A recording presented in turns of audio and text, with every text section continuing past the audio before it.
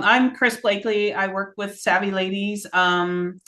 Tracy Wheeler, you've probably seen as you've been going through these different programs. We're happy to be a part of this webinar with the other rest of the team on the MoneyWise presentations. And just a reminder, if you it looks like everybody's got their name on there. So that way, if we have questions, we know who you are. And then just remember to stay on mute. And I'm going to go ahead and hand it over to Gabriel to get started. Great. Okay. So, first of all, apologies. I'm gonna kick off with a little bit of debt management. I do have a surprise. The surprise is not candy or whatever, or what I guess I think of a surprise as candy, which is not a great example, but it is something that I thought last class probably wasn't super clear, and I wanted to provide a tangible example. So I did spend a lot of time running numbers with a little calculator to really illustrate the concept of minimum payment due for credit cards. I think that's really, really important.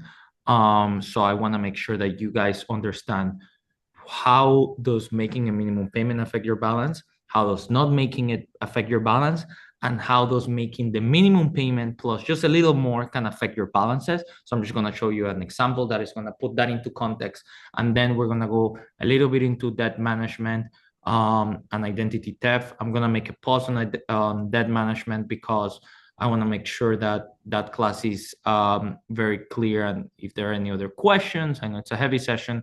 And then lastly, I'll hand it over to Julia because she's going to work on retirement planning. That's literally her bread and butter. So there's no better person equipped to kind of handle that class. So without further ado, let us kick it off. Let me start with just sharing my screen.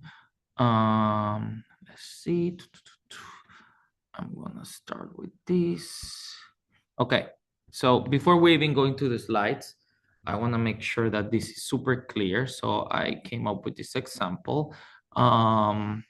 So this is a very, very high level example using round numbers for you guys to visualize on how minimum payment works. So in this example, we have a $1,000 loan on a credit card. So that means you use your credit card, you purchase something that was $1,000 and you didn't pay it off immediately. The interest rate on the credit card is 20%. And then there's a formula to calculate the minimum balance. So the way that the formula calculates the minimum payment, or like the minimum payment due every month, is 2% of the current balance. So that will be sorry, my bad. I haven't gotten there yet. So the minimum payment as a percent of the balance of your loan that you at least have to cover every month is 2% of the outstanding balance. So if you multiply 2% times, $1,000, you will see that that's $20. So this is an illustration just to put it into perspective with super round numbers. Let's say you have $1,000 balance. These numbers that you see here are months. It will take you a total time. Oh, sorry. We will get there eventually, I guess. It's way slower than what I thought. But this is in months. So basically, this calculates the amount of months that it will take you to pay off $1,000, assuming that you make the minimum payment due. Okay, so now it's gonna go all the way up, I guess. Oh my gosh, that's awful. Okay, so in here, you will see that there are a total of 56, if I'm not mistaken. Yeah, 56 months.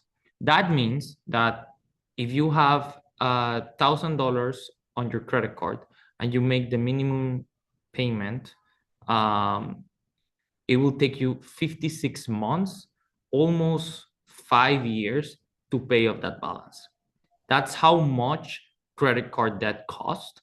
I think this is a very tangible example for you to kind of visualize, because you maybe think for whatever reason, maybe 500, maybe 1,000 is not that much, as a number, but in terms of paying that debt back, it takes almost 5 years. And this is you being super disciplined and doing the minimum payments every month. So that's just an example to put it into perspective. And if I put the numbers into context, and this is the most important part, 1 second.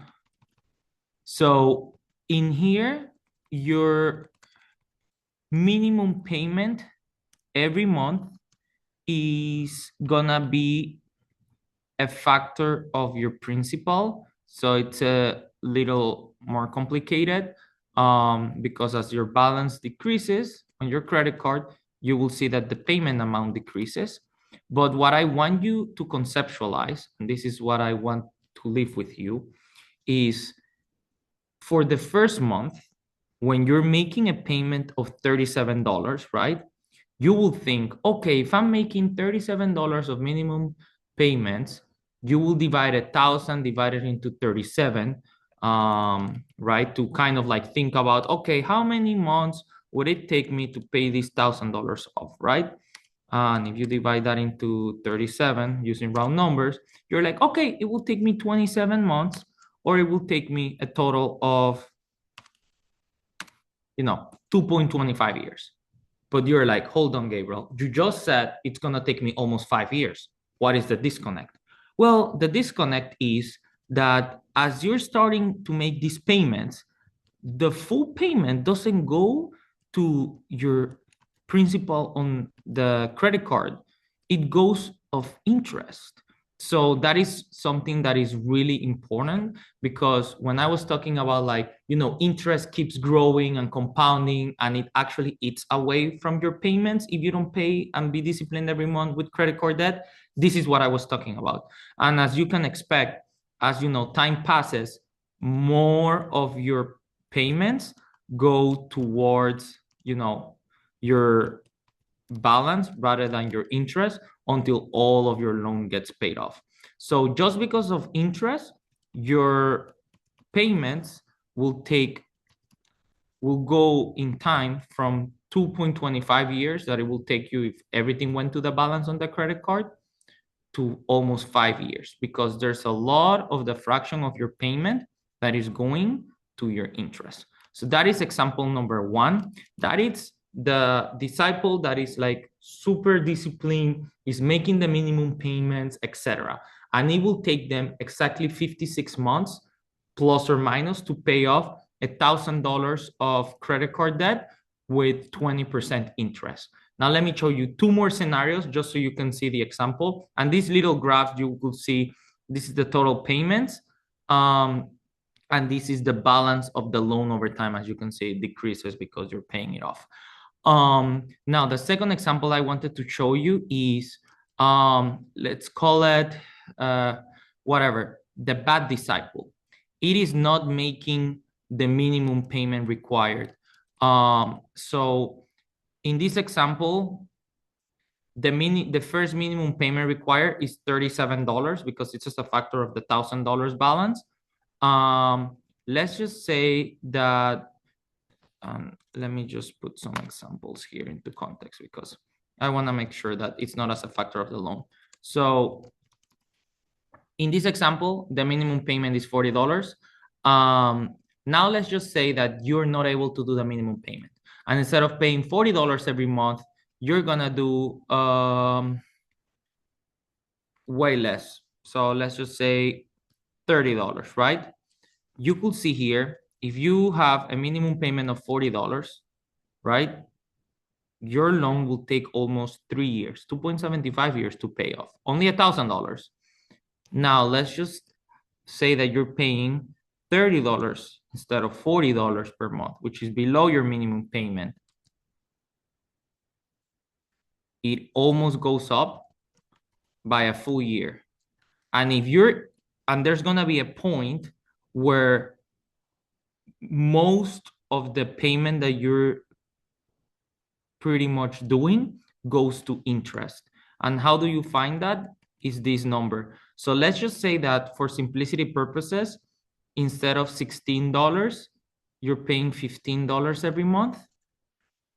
It will literally be to infinity, because the reason for that is one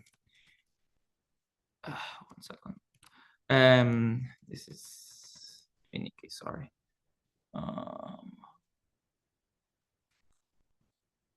Sorry, here it goes. The reason for that is your total payment is less than the interest. So this is the example that I wanted to bring to you. So in the first example, for $1,000, making minimum payments, it will take you, plus or minus 5 years. In the second example, making more than the minimum payments required will, depending on the amount that you're paying over the minimum payment, can decrease from 5 years to pay out the loan. It could decrease it to 4 years. It could decrease it to 3 years. It really depends. You would think, it's only $5 more per month or only $10 more, but across time, that decreases your payment schedule by a year to two, which is very significant. And in this example, it's the extreme opposite. You're not making your minimum payments. And actually, your payment is not enough to even cover your interest. So every month, your interest is eating away your total payment. And on top of that, there's an unpaid balance on the interest that is getting added back to the balance on the loan. So you could see, this gets really long, but you get the idea. It would literally be impossible for you to pay that loan, because by definition, your loan keeps growing and you're not paying off the growth of the loan. So that is the best way of conceptualizing minimum payment, paying more than the minimum payment, and the effect on how your loan will decrease over time.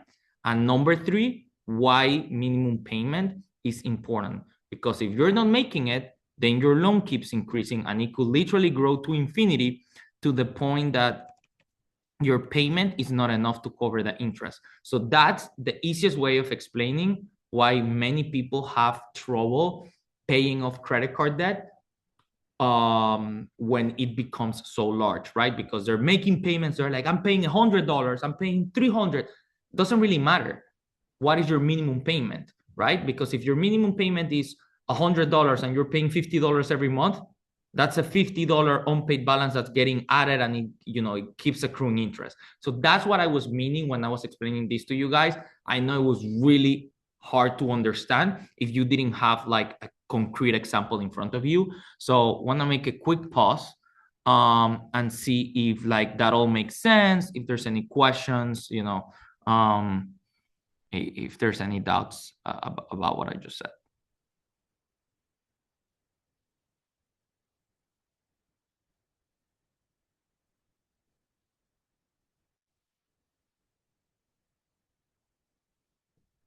No questions.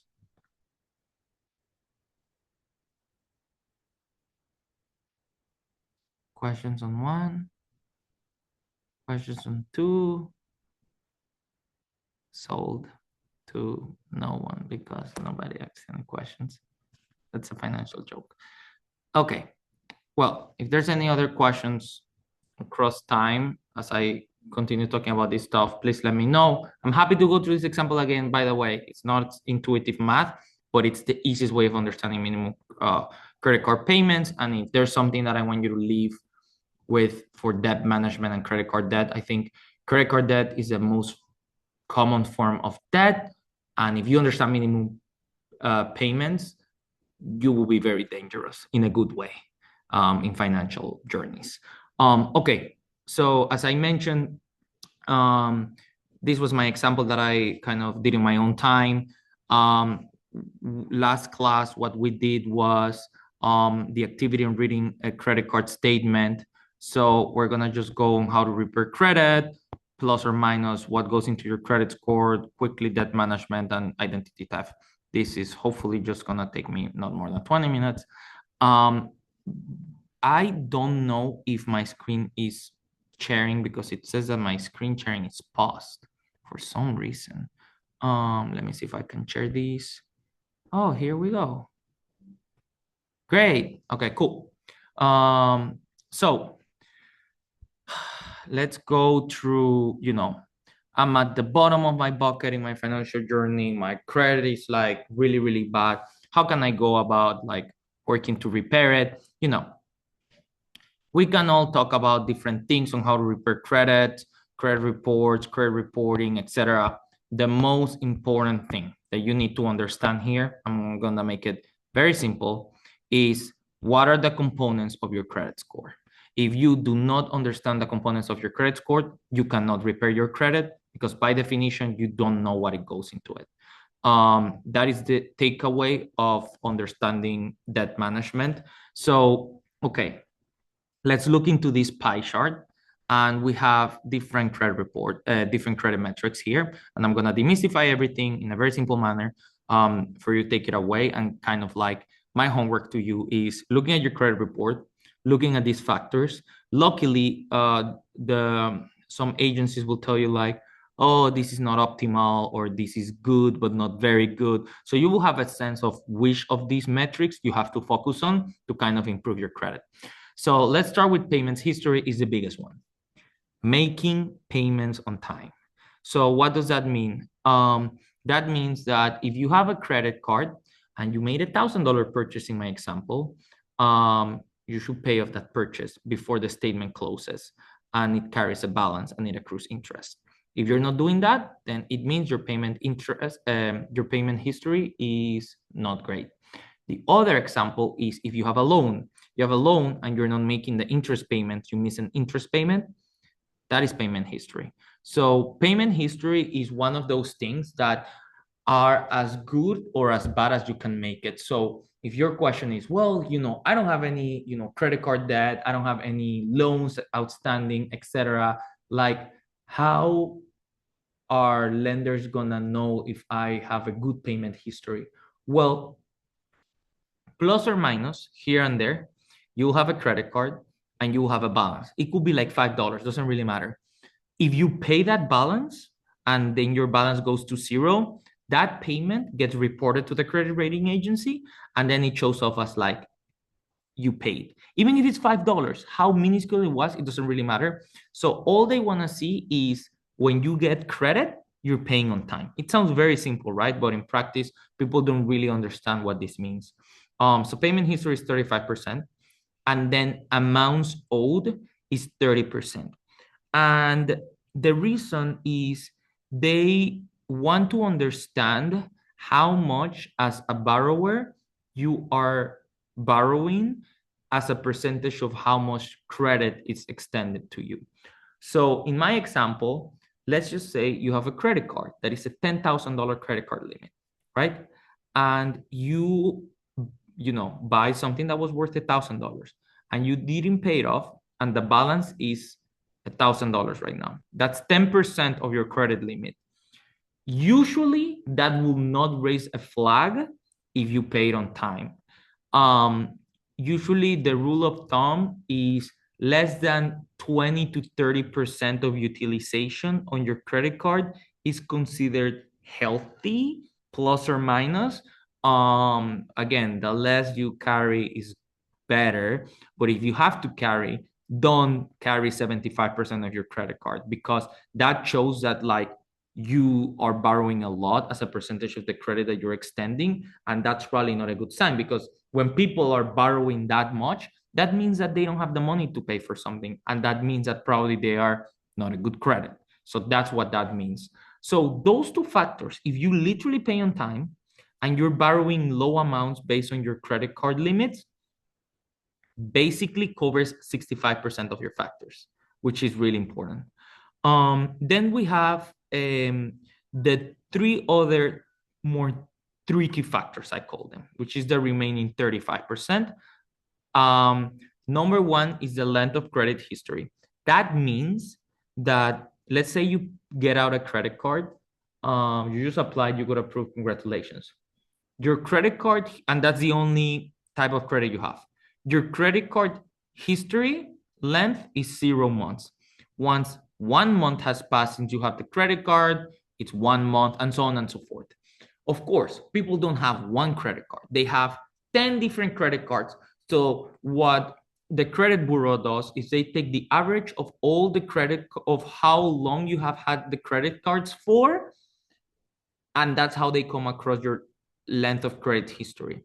That's why people say like, oh, don't apply to new credit cards very often. Why? Because if you have two credit cards that are a year old each, and then your credit history length is a year old, right? By definition, and you get a new credit card, that credit card age is 0. So you will take 1 year and 0 divided into two. It's pretty much going to be 6 months. Your new history, well, not 6 months, 8 months, because it's 1 year and 0 years. So it's going to be like 8 months. But you could see like your credit history length just decreased by 25 to 33%. So the best strategy is having like a core amount of credit cards that you have had for a long time. Let's call it like 5 to 10 years. And then if you apply to one credit card that is new, it doesn't really matter, because if you have 5 credit cards that are 10 years old on average, and you get one credit card that is like, 0 months old, the average is just going to go down a tiny bit. But for you to be able to have 5 credit cards that are like, outstanding for that long, of course, you have had to keep them for a while, have them in good standing, have good payment history, and have good amounts owed. So that's what this factor focuses on. Creditors and credit bureaus like to see that this is not like a new game that you're playing, that you just apply to credit cards, right? Like this, you've had credit cards for a while. They're looking at your length of credit history. Oh, he's had credit cards for 10 years. Okay, probably a good credit. Who's gonna have credit card for 10 years? And other banks will have closed your credit cards if you were in good credit.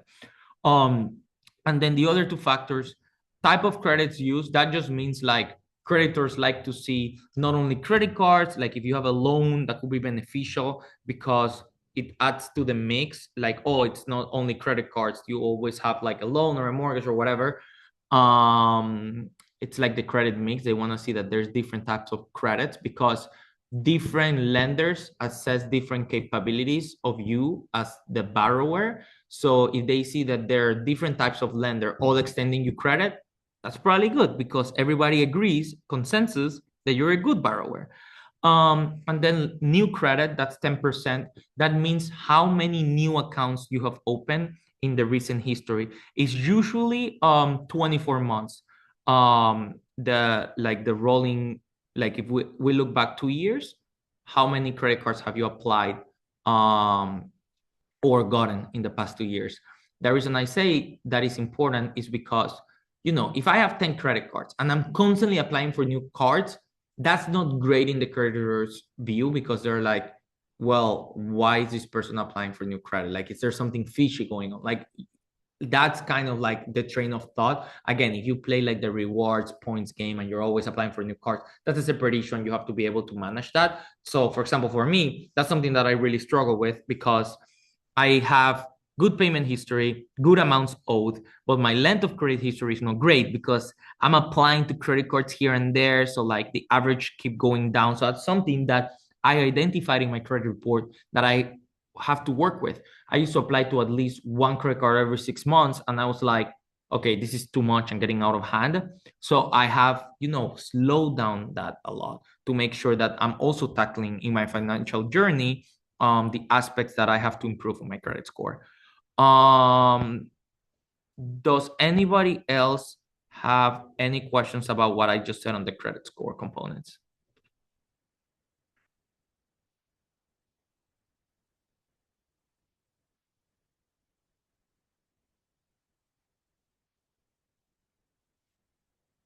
Okay.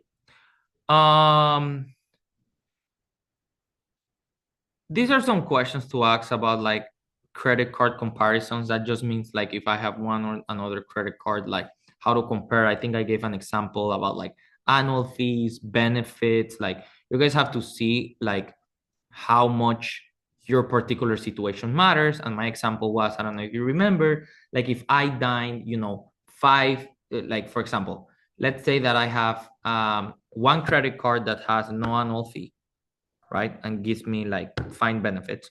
And another card that was like $100 annual fee, but gives me like 5% in dining. And for whatever reason, I'm spending $10,000 a year in dining. Oh my God, that's so much money. So the way that you should think about that is you have 10,000, but you're getting 5% back. That means that you're getting pretty much $500 every year in rewards from your dining like activities. So that means that if it has $100 annual fee and you're getting $500 back in cash, that means that you're net positive 400. So you should opt for that credit card versus the no annual fee credit card, despite it having an annual fee, because it's more beneficial based on your habits. What you shouldn't do is get a card and then convince yourself that you should change your spending habits to match those cards benefits. That is not a good idea. You should look at your unbiased spending and determine then what card is best for you. Okay, so debt management. I think the minimum payment due example that I was mentioning is the cornerstone to understand debt management for those of us that have credit card debt. So if you understand the minimum payment due, you understand A, how long is it gonna take for you to pay off your loan? And B, how can I shorten that time? That means you're making more than your minimum payments. Other instances are one is debt consolidation is a great strategy. That just means, let's say that you have one, two, three credit cards. They all have $1,000, but one of the three credit cards that you have has a lower interest rate than the other two credit cards.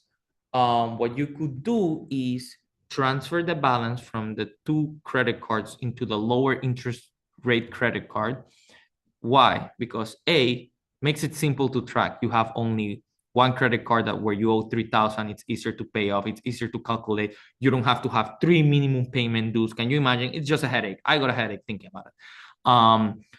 That's first. And B, if you have a lower interest rate in one of the cards, you should take advantage of that. Why would you pay 25% on $1,000 on one card, 20% on the other, and 15% on the third one versus 15% on all? That's kind of the idea of that consolidation. You look at your interest rates across different streams of loans and debt, and you try to go the efficient way about it, like look to optimize it. So that's part one.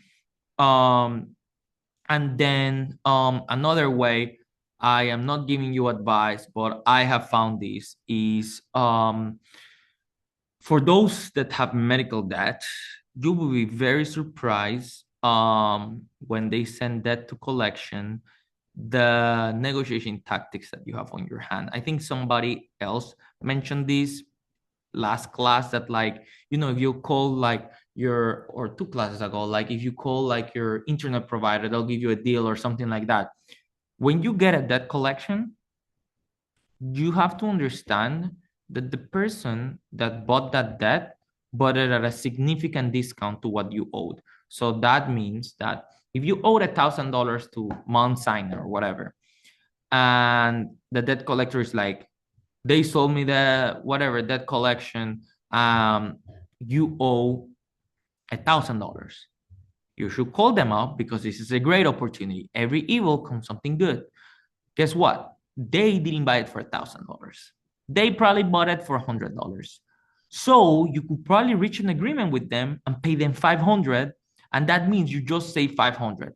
This is again not great because I don't advise you not paying your debts, but this is very specific for medical debts because it's contested plus or minus. We will not see it still contested if it's going to go on credit scores. But as long as it's not going in your credit scores and it went to collections, you can bargain with the debt collector and midway somewhere in the middle, and that will probably create you savings. I'm speaking out of own experience if you haven't noticed by now. Okay, so that's that. Gonna make a pause before going into the last 5 slides. Any questions?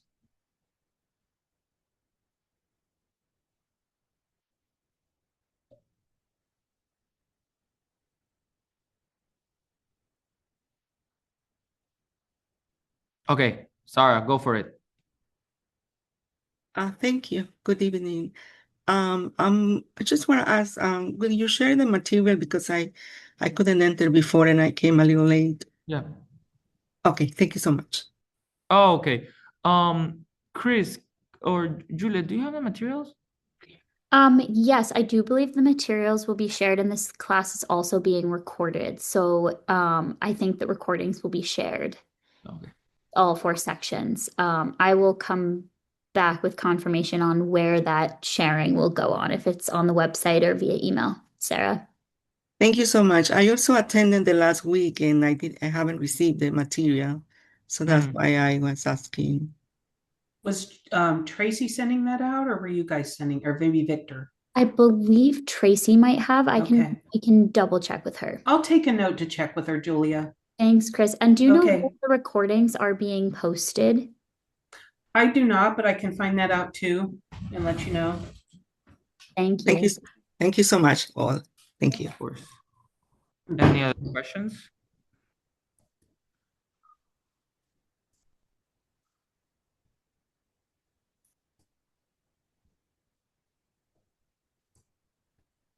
Okay. So this is all I spoke about from experience on the debt collection stuff. It's crazy. I have a wide range of experiences, but this slide touches on like how you can negotiate with debt collectors. Um, and this is just debt management. We talked about it. I think like the most important, if somebody has questions, I can go one more time over the minimum payment due after identity theft if that's still there. Okay, so this brings me to my next topic, which is identity theft. Um, basically somebody impersonating yourself, somebody duplicated your credit card. Like there's so many different forms of identity theft, but usually they all lead to some negative outcome. I myself had, fortunately being a victim of identity theft. Um, eh, what the good news is technology has advanced and credit card companies tend to know your spending habits and your retailers and etc. So if there's a random payment in Las Vegas and you buy a factory in New York City, which literally happened to me this year, you can just literally call your credit card company and tell them, hey, I did not make this payment. They will report it as fraud, and you don't have to pay it, right? This is not like back in the day, 20 years ago. Oh my gosh, if something went on your credit card, you're gone. Like it's your responsibility, right? There's no way of tracing it. There's a lot of electrification of like all these sorts of like payment systems. So it's much less of a hassle. But I would say what I like to do is as soon as it happens, please call up your credit card company to A, freeze your credit card, B, send you a new credit card with new credentials, and C, if you have to do anything about the charge, you should file a claim to make sure that you have it in writing that this is something you reported, right? I've had this happen to me 3 times over the past 14 months and never had a problem. Again, I was very prompt. It was clearly not me, right? Like I also had like strong alibis of being not in the place, but this is something that is super real. So that's my advice on how to deal with it. My advice on how to prevent it is, well, I have two hacks. Hack number one that I didn't even know is when you're paying, to the extent that you can use Apple Pay as your phone rather than tapping the card in the tap to pay machines, Apple Pay is better just because it's encrypted versus your credit card. If you tap it, it can be duplicated if somebody like messed with it. That's something I didn't know. So that's really interesting tip. Again, this is not me saying or an endorsement on Apple Pay and that you should do Apple Pay every time because that's also not feasible. But I'm just saying to the extent like if you're going to a deli you've never been before, or if you're out of town, like maybe try to do tap to pay with Apple Pay. It's more encrypted. And the other advice I will have, and this is very, very important for identity theft, One, most lenders and stuff will not ask you for weird details like social security numbers. If you get a call, probably hang up. Do not engage, do not share personal information. And on that same note, your passwords, you should have different passwords, because if they break into one of your accounts and they all have the same password, they can just replicate it and get all over your accounts. So that's what I have seen works best when dealing with like identity theft, personal information, financial information, leaks, etc. Anyways, so that's 101 on identity theft. This is important. This is kind of what I was saying.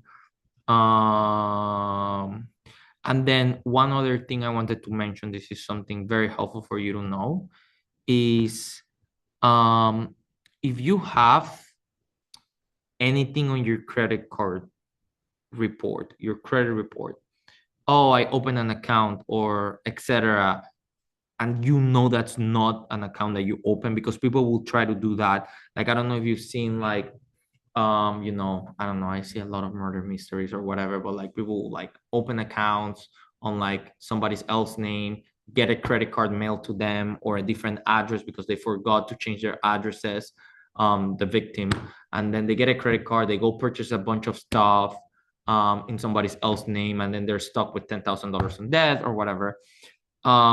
So the moment that you can see that, like, and you will get a notification, you can set notifications from the Equifax, Experian, and TransUnion.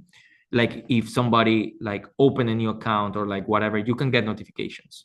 So I set notifications in my email. And if I get a notification that somebody has opened an account and it clearly wasn't me, I instantly can call them up and file a claim to take that off. And it's not that hard to take it off. I have been able to do it. Of course, you have to have a case. Like, but I have positive feedback, plus or minus, from my experience.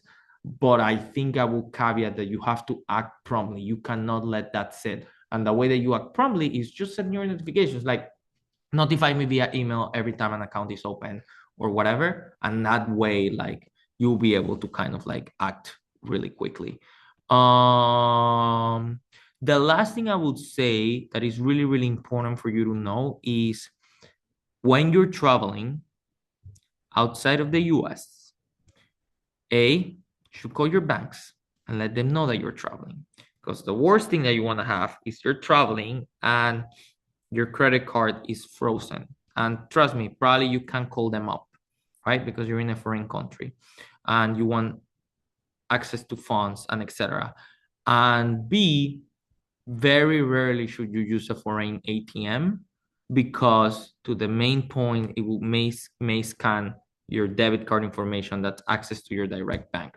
That happened to me when I used to bank with PNC, happened to me once. They pretty much like wiped my account. I didn't have much, a small loss. So, but it's a real thing and it has happened to me. So I can actually speak to these things with like propriety. So yeah. Okay. I think this is some of the resources. I don't think it's like super relevant. Okay. My last question before I hand it over to Julia is everybody clear on that like minimum payment example I said? Any questions of anything that I have talked about today?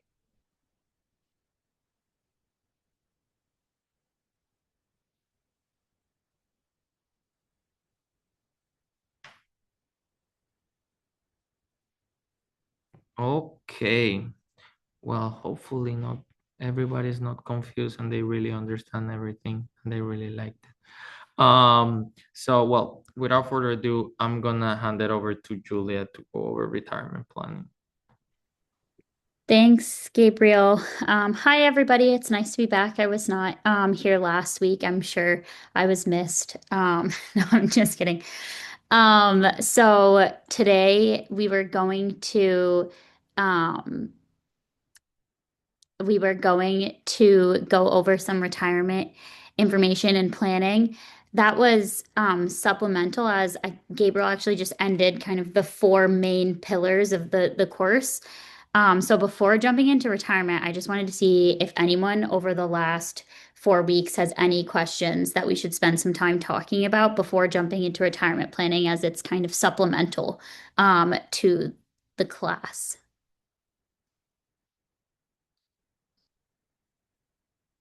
Well, I personally think that retirement planning is one of the more interesting topics. So I will jump right into it then. And per usual, please just unmute or wave the hand emoji if you want to go over anything in the slides or that I say in any more depth. Okay, so I'm also going to try and do these slides kind of quickly just so we can at the end just have a bit of this is the end of the course, what really resonated with you all. We like to get feedback on what parts of the class you think could be more elaborated or parts of the class that should be more interactive, anything like that. So I'm going to go over the material in about 20 minutes and then we'll leave the last the last 15 minutes for a Q&A. Okay. So what is retirement? Retirement is the period I'm sure we're all familiar with, but it is the time that you are no longer working in the workforce and living off of an income that is either saved or part of a pension plan or part of the government stipend. So we'll go over all of that. Retirement tends to be part of the American dream, and it's something that has been causing a lot more anxiety in our day-to-day lives because retirement seems to be harder and harder. So I think that's also an interesting topic. If any, when we're done with the slides, wants to talk about how they feel about retirement or what they've seen as successful or anything like that. So thinking about starting to save for retirement or adding to your retirement savings comes from income sources, employee-sponsored retirement plans, individual retirement accounts, Social Security, and other sources. Why I think it's really important to talk about this is because the government actually incentivizes us through different types of accounts to save for retirement.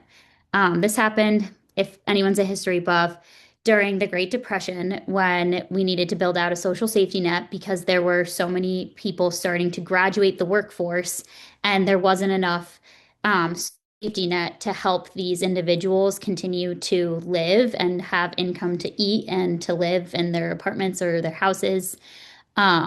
So that's when we started to develop certain types of retirement planning, employee-sponsored pension plans and employee-sponsored retirement plans, and also different types of tax-deferred or tax exempt retirement accounts, which we'll go over. So here are these are the 6 main types of retirement accounts that you'll hear. Defined benefit pension plan is when you pay in every year, and in return, when you hit the age of retirement, call it 65, your employer doesn't, it's not an account that you take out a percentage, they give you a specific stipend. So usually it's the average of your last 5 years' salary. So once you're done working at 65, you've paid into your pension and you get your salary every year until you pass. So that's kind of the creme de la creme of retirement plans because you're not substitute to market risk. So you are guaranteed that lump sum every year, no matter what the markets do. So that's a lot more risk on the employer than the employee, which is why pension plans are much rarer today. You still see them in governments and some private employers, but they're hard to come by. And if you do see one, they are a great benefit. I'm jealous of some of my friends in the Army and in the police force because they still do get pension plans. I don't know if anyone here has any familiarity with pension plan.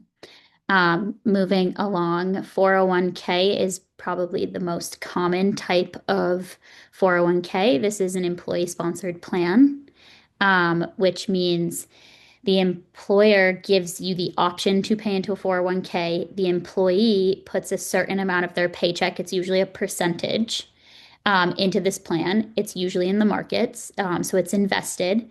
And then when you hit the age of retirement, 65, we'll say again in this one, you have to take out a RMD, which is a required minimum distribution, which is basically a percentage of that total value of that account every year until that account is basically zero. 403 plans are pretty much the same thing as 401k plans. SEP IRAs are when you are the sole person who pays into the IRA. Simple IRA are employee salary reduction and employee contributions. So that's more like a 401k, but in an IRA format. And then other deferred contributions. So it will go into more depth on defined benefit and defined contribution. But this is basically the difference that we were talking about between a pension plan and all other 5 types of accounts we talked about: the 401k, the 403, the SEP IRA, and the IRA. Those are defined contribution. The employee gives 10% every year. And then when you hit the age of retirement, you are then subject to market risk and get a percentage of that account back, versus defined benefit is when you give a certain amount of your paycheck, still similar to the defined contribution. However, when you hit the age of 65, you have a defined benefit. That's just what those 2 words mean. So it's basically pension versus all other plans. So this is telling you the difference between a 401k and a 403b.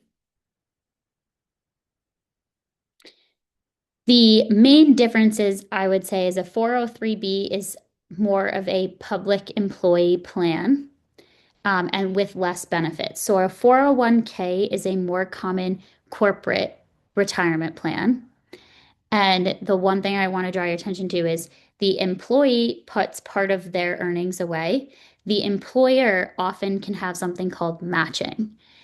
It's really important if you take a new job, or if you haven't looked at your employee benefits at your current job, that you see if your employer offers a matching program. What that means is if you put 5% of all of your earnings into this account, your employer will match everything that you put into that account up to a certain percent, anywhere from 2 to 6%.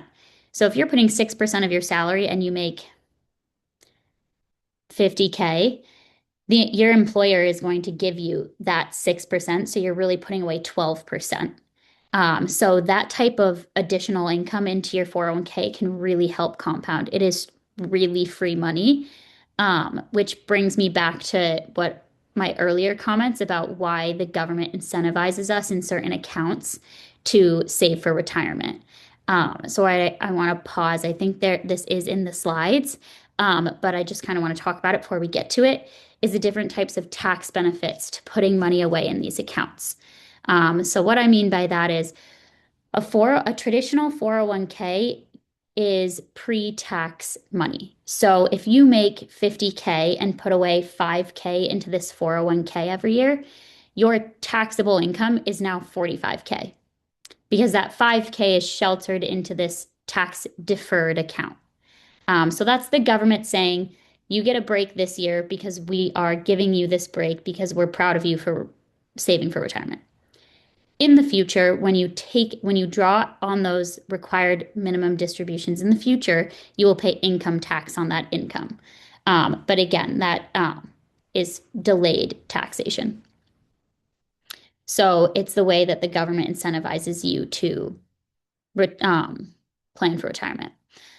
It's a similar concept with IRAs. So traditional IRAs, you can put up to $7,000 every year. And if you are past the age of 50, there's a top up, and you can contribute even more. And that again is pre-tax money. So if you have a 401k and an IRA, you're able to deduct that from your you don't have to pay federal income tax on the money that you've put away that year for retirement. I think we've talked about it briefly, but Roth, you might have heard the term Roth 401k or Roth IRA.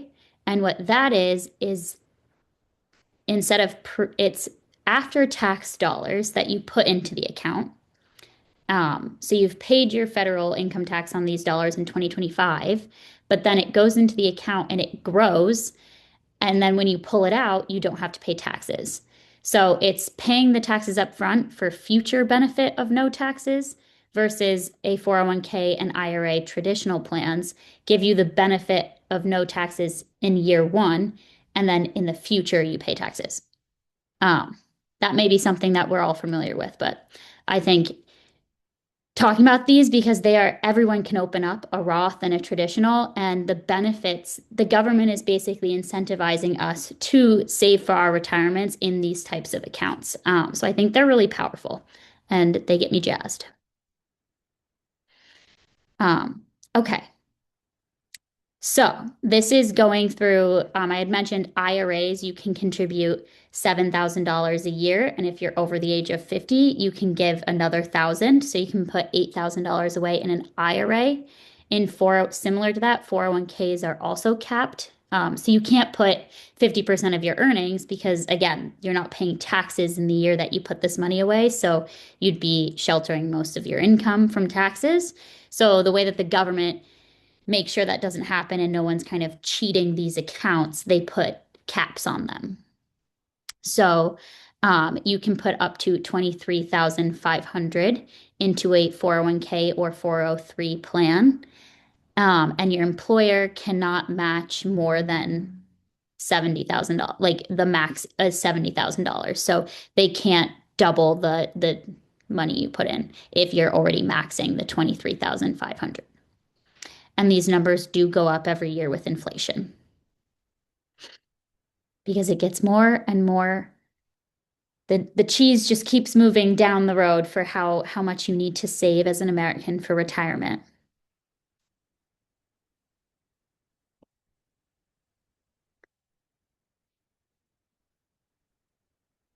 So this is what I was talking about earlier. So 401k, 403s, I'm just going to say 401ks. They're pretty much the same thing. 401ks are, again, pre-tax dollars, or yeah, pre-tax dollars. So you get the tax benefit in year one, the year you contribute. And then in the future, when you draw on this account, it's taxed as ordinary income. There's a couple ways to get the money. So I'm sure some of you have heard of this, but in IRAs and in 401ks, there are age limits, or else you get a penalty for taking out the money early. So once you hit the age of 55, you can start drawing on the 401k in certain circumstances. So if you leave your job, no longer are employed, or if you are fired, the government deems that old enough to start drawing on this account. Before 59 and a half, and you didn't get fired or leave your job, you do need a special reason to pay, or you have to pay the penalty. Special reasons can include getting sick, having any type of disability, or having to take leave to take care of a loved one. After the age of 59 and a half, you can start drawing on these accounts. The government forces you to start drawing on these accounts by 73. So what I mean by that is, again, the government you are not paying any taxes on this money you're putting away. So the government needs some way to force you to start drawing on it so that they can get their income tax back. The way that these accounts work is they are annuitized. So what I mean by that is you work for 20 years and you save $200,000 in your IRA. You are going to retire for 10 years. It creates lump sums for 10 years of that 200K until that account value is zero. Not so great at mental math, but that would be like $20,000 a year that you would have to draw out of that account. Anyone can unmute if that math was incorrect.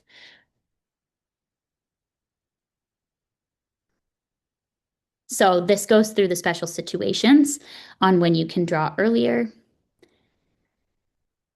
And now I jumped the gun a bit, but now it goes into the traditional individual retirement accounts, IRAs.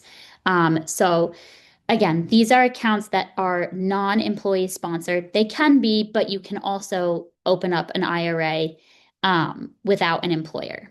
So this can be a way to supplement your retirement if you also have a 401k, but if you do not have an employer, you're a contract worker, a gig economy worker, or don't have access to one with your employer, you can open up your own IRA at any investment place. So think of Schwab, Fidelity, any of those places, you can open up a traditional IRA or a Roth IRA. You can fund these with, as we talked about, 7K every year. It does have to be funded with wages or salaries. So you can't put these accounts every year if you didn't earn that year. Again, this is because of the tax benefit that you receive. The government doesn't want people to just shelter money. So they do say that this has to be money that year that would have been taxed.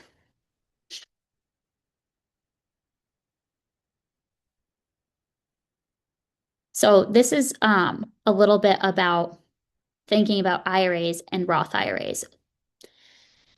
So they're the same as far as you can contribute up to 7,000.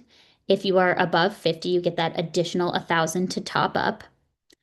The deadline to fund both of these is, of course, tax day, but it's actually counterintuitive to think that you could put your 2025 contribution to your retirement account in February of 2026. So you could, if you forget to put your $7,000 away and you have a big earning year, you could put $14,000 away into your account before April 15th. You could, of course, do the 2026 one later. The only thing I want to talk about versus IRAs versus Roths, we talked about the huge tax benefit or the differences in that both of them have tax benefits.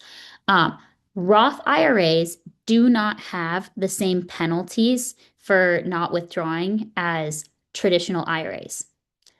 Why? If you think about it, I keep referring to the government. I'm seeming very negative on the government, but they're just a business. So that's why I'm talking about them this way.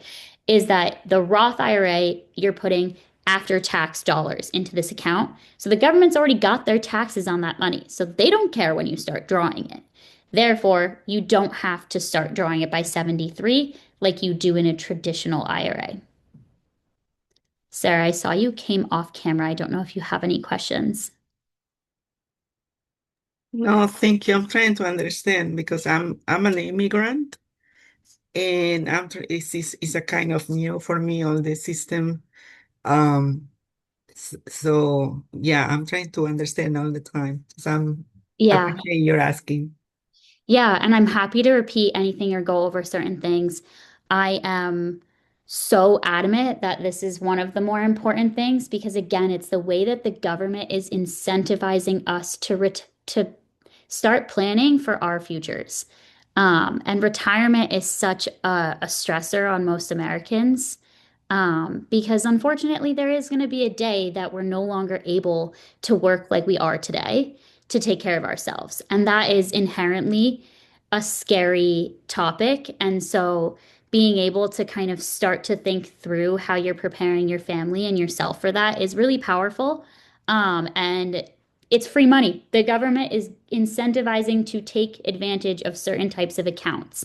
So that's why I think that this section is quite powerful. I'm just going to keep note on time. Okay. So this is going a bit, again, the IRAs versus the Roth IRAs. They are different, as we talked about. So this is asking questions and seeing if we can name, like the contributions are tax deductible in the current year you put the money away. So that's the traditional IRA. Why it says maybe, this is extra nuances, but it says maybe because if you have an employee sponsored 401k and you make a certain amount of money, you cannot use a traditional IRA because that you're just putting away too much money that's tax advantaged. So if you have a 401, the number is 169,000. So if you are making over $169,000, the government makes you choose between an IRA or a 401k. The logical chance if you have both is the 401k because you can put away more money into that account. Does that make sense? I'm hoping it does. So they basically force you into choosing one of the accounts when you are a high income earner. And the logical choice is put the most amount of money in a tax deferred account as you can, which would be a 401k. The Roth IRA contributions are not tax deductible. They're after tax money because the future appreciation, that future value of the account is tax free when you take it out. Required minimum distributions, that's the traditional IRA that the government gave you the tax break when you put the money in, so they need their taxes in the future. The Roth IRA has no RMDs. Qualified distributions taxable, that's the traditional IRA and not the Roth IRA.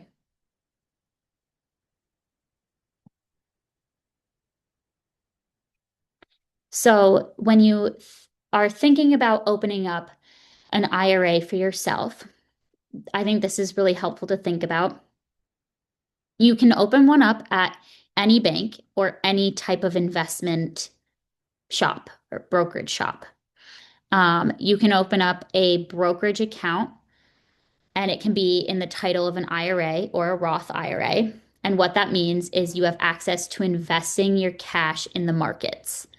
So if this account is going to be something you're not going to touch and you want to grow, you might think about putting it into a vehicle that will give equity exposure. If you want this account to stay the same value, you want it to be safe money, but you want the tax benefits, you can think about a savings account or a certificate, a CD, which we talked about 2 weeks ago. A CD, just for a reminder, is a type of savings account that has a lockup period. And in return of that lockup period, you get a higher interest rate. They're usually something like rolling 6 months or 9 months, 3 months, 6 months, or 9 months. The longer period of lockup, usually the higher interest rate you get. But that money is pretty much one in, one out. You get your principal balance back. It's very little risk. Money markets are similar. You are investing in a money market fund, or you can also see this as a lot of times you can see this as high yield savings accounts. So that's when your cash is yielding about 3.5% for you, and it's dollar in, dollar out. You're taking no risk with that. Mutual funds are a type of market vehicle, and they are a basket of stocks or managed by a portfolio manager. And you can also have an IRA in a mutual fund. That's a little bit more confusing. I would think of it more as a brokerage account, a savings account, or a CD or money market fund. How I think about it is if I'm going with a traditional IRA, it's because today I get the tax benefit and I'm going, like, if today, let me restart that. If today I wanted to consider opening up a Roth or a traditional, and I was 5 years from retirement, I would think about a traditional. Why I say that is because that money doesn't have that much time to grow. And for me to see the big benefit of being tax-free growth in the Roth. And I'd rather get the benefit of the tax advantage in today and next year when I put those contributions in, because I don't have to pay taxes on that money. So to me, the short term makes more sense if I'm going to retire in 5 years. If I was going to retire in 10 years, I would probably think about a Roth IRA because that money has 10 years of compounding to grow. And then when I take it out, I don't have to pay income tax on the entire growth. I paid the tax when I put the money in 10 years before. So I just wanted to explain that. And so if I were doing a traditional IRA, the savings account, the CD, or the money market fund make more sense. But if you're opening up a Roth IRA, which again is future tax free, but you're paying the taxes in year one, I would really only recommend that if you are going to allow the account to grow. So I would, as an advisor, advise it to be in a brokerage account where it's has some upside so that you reap the benefit of it being tax free in the future. So this is kind of going over some things to think about when you're thinking about Roth versus IRA. I think what I had just said is kind of a way to conceptualize all of this, but this is also a seesaw. If you think that your taxes are going to be higher this year than they will be when you're retiring, then you get more benefit from not paying taxes in year one and paying taxes in year 10. So a traditional IRA. If you think that your taxes in the future are going to be higher because the account grew to such large value, then paying taxes in year one is better than paying taxes in year 10.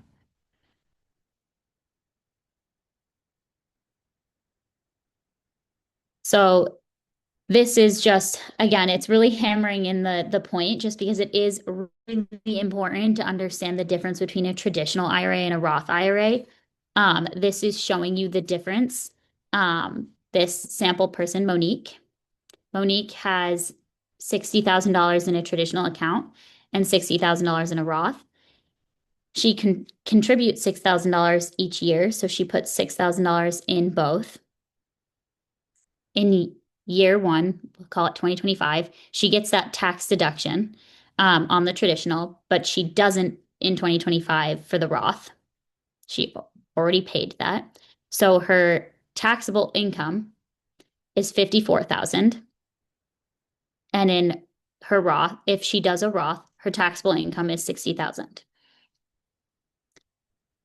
So that means that she is paying $900 more of taxes in 2025 by contributing to the Roth. However, that's $6,000 in 25 years. So Monique is young.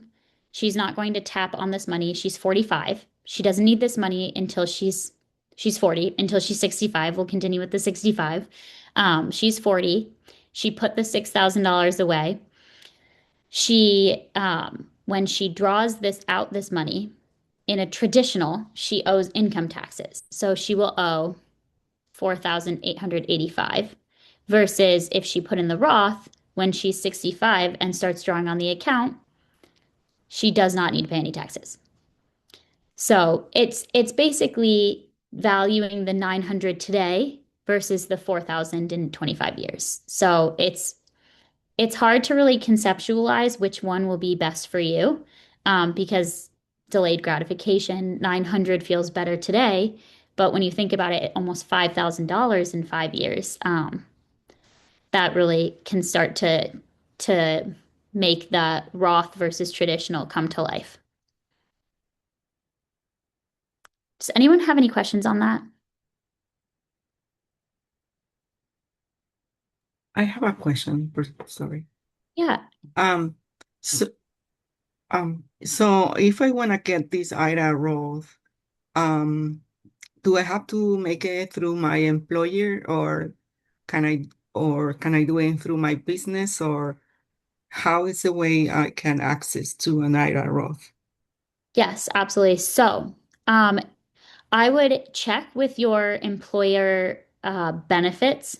So some employers do offer 401k traditional or Roth 401ks. If your employer does not offer those, you can open up an individual Roth IRA or traditional IRA at any bank or investment institution. If you are self-employed, because you mentioned through your business, you also can open up something called a SEP IRA. SEP. SEP, SEP. And in these slides, it will be on the third page, on the Okay. third slide. What that is a IRA form of it's basically like you're giving yourself a 401k. So the only difference between a SEP IRA and a traditional IRA, which you can also open on your own, is the minimum. So in a traditional IRA, you can only contribute $7,000 into that account every year versus a SEP, because it's kind of your own 401k, has a higher amount you can put into that account. There is a higher and there is a low amount. The minimum, there is a minimum also, right? So there is no minimum. You can put however much you can into these accounts. Oh, okay. Once you hit the age of 73, there's a minimum amount you need to take out every year. Okay. And that's basically because you're getting the tax benefit in this year or next year when you add the contributions. You're not paying any income taxes on the dollars you're contributing to your accounts. It's the way that the government is forcing those taxes to eventually come back into the system. Okay. I'm understanding better now. Thank you. Of course. So, this is basically saying that what we had talked about before, employee-sponsored plans can sometimes also be offered in Roth format. So what that means is what we had talked about before in the traditional 401k or 403b, which again is more of the public employee plans, the government employees or any type of city or state employee plans, can also be offered in Roth format, which means you pay your full income taxes, but in the future, when you draw on this money, you don't have to pay any taxes.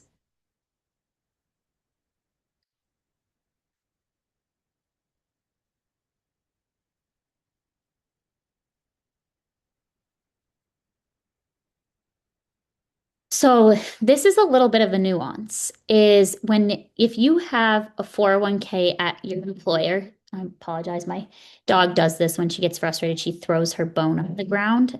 So that is the loud noise you're hearing. I believe she did this 2 weeks ago as well. But when you leave an employer that you have a 401k plan with, you can roll that 401k into a traditional IRA. So what that looks like is you have the 401k at, let's say you work at Starbucks. You have your 401k with the provider that Starbucks works with, and then you move to work at Dunkin'. You can sometimes move, you have to call your new employer, Dunkin', see who they work with for their 401k. And a lot of times you can just move your 401ks to consolidate. Sometimes they won't let you consolidate two plans, and then you can open up a traditional IRA, a rollover IRA, and roll over your Starbucks IRA. The only reason I think this is important to mention, so for anyone that hasn't been on the other classes I've taught, I am a financial advisor. I see time in and time out people having 4 or 5 jobs, which is natural throughout their career, and they've had different 401ks at each one of these jobs. But because they're all held at different providers, you lose track of them. And you forget that you put away that $14,000, 20 years ago when you worked at Dunkin'. So the reason I say when you switch employers and you have a 401k, it is important to remember that you do, and to either try and move it over in kind to your new 401k or roll it over into your bank or your investment accounts so that you keep track of it.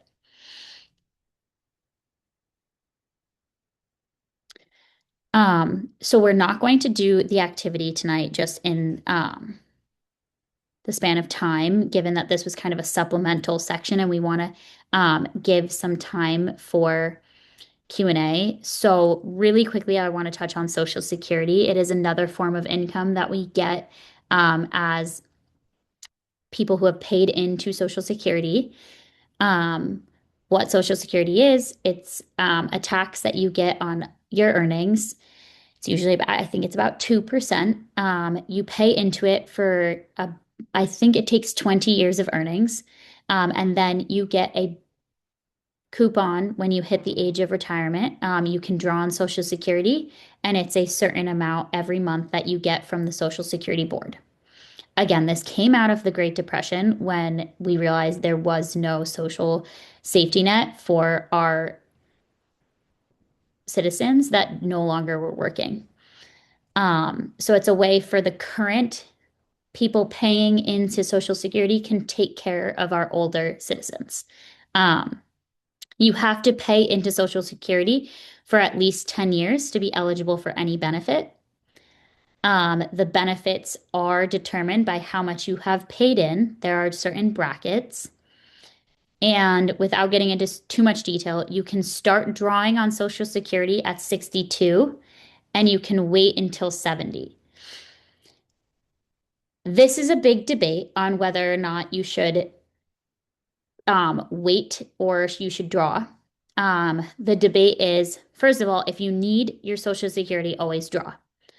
The debate is the longer you wait to draw on Social Security, the larger your benefit will be. Because if you start drawing at 70, let's say you live to 90, that's 20 years of getting your distribution, versus if you draw at 62 and you live to 90, that's 28 years of distribution. So the distribution is smaller. So that is why people say you should wait to draw on your Social Security. However, I did study politics and stats, and there is a huge debate, and you may have heard it, that the Social Security program is not on its best legs, and to just draw it while you're eligible, because it's better to have your benefit than if it gets shrunk or taken away, just because the way that the government is, it is not a extremely well-funded program. But that's for over drinks one day. So Social Security programs, when you pay into Social Security, not only is it paying those benefits, it is also paying Medicare. It's also supplemental security, and it is also survivor benefits. So if you do not work, but your spouse did, and your spouse dies, you are eligible to their Social Security. Yeah.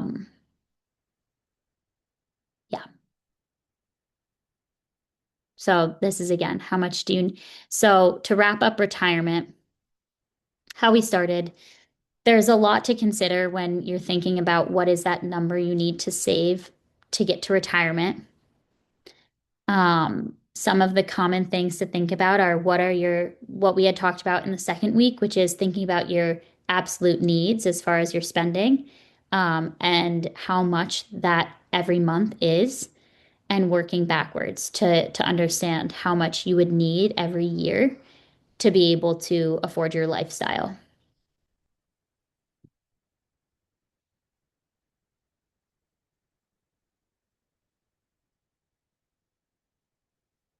So this is, you'll get the materials. I think the slide is kind of just anecdotal to understand how people start to think through when they should retire.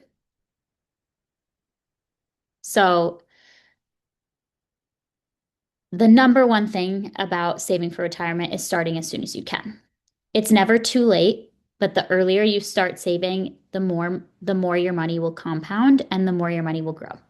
And so the advice always is the best strategy for retirement is to start saving today for retirement.